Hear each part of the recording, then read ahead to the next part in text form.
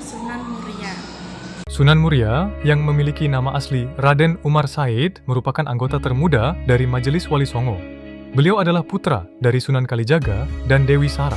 Nama Muria sendiri diambil dari tempat tinggal sekaligus pusat dakwahnya, yakni di lereng Gunung Muria, Kudus, Jawa Tengah. Berikut adalah ulasan mendalam mengenai biografi dan strategi dakwah beliau yang dikenal sangat humanis. Biografi Sunan Muria mewarisi garis keturunan dan gaya berkesenian dari ayahnya. Beliau dikenal sebagai pribadi yang sangat sederhana, pendiam, dan lebih suka menyendiri di tempat yang jauh dari keramaian, uzlah. Silsilah putra Sunan Kalijaga dan Dewi Sara binti Maulana Ishak. Wilayah dakwah, lereng Gunung Muria meliputi Kudus, Jepara, hingga pesisir utara Jawa. Gaya hidup, beliau memilih tinggal di puncak gunung yang sulit dijangkau, berbaur dengan para petani, pedagang, dan nelayan. Wafat, beliau dimakamkan di puncak Gunung Muria, Kolo, Kudus, Jawa Tengah.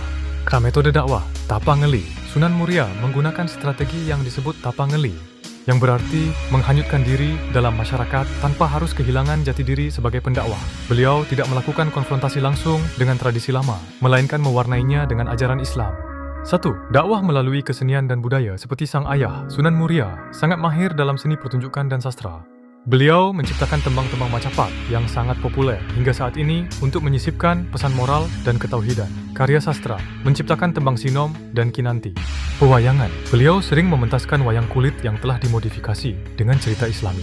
2. Pendekatan sosiokultural, tradisi lokal, Sunan Muria tidak menghapuskan tradisi masyarakat setempat, melainkan melakukan islamisasi tradisi.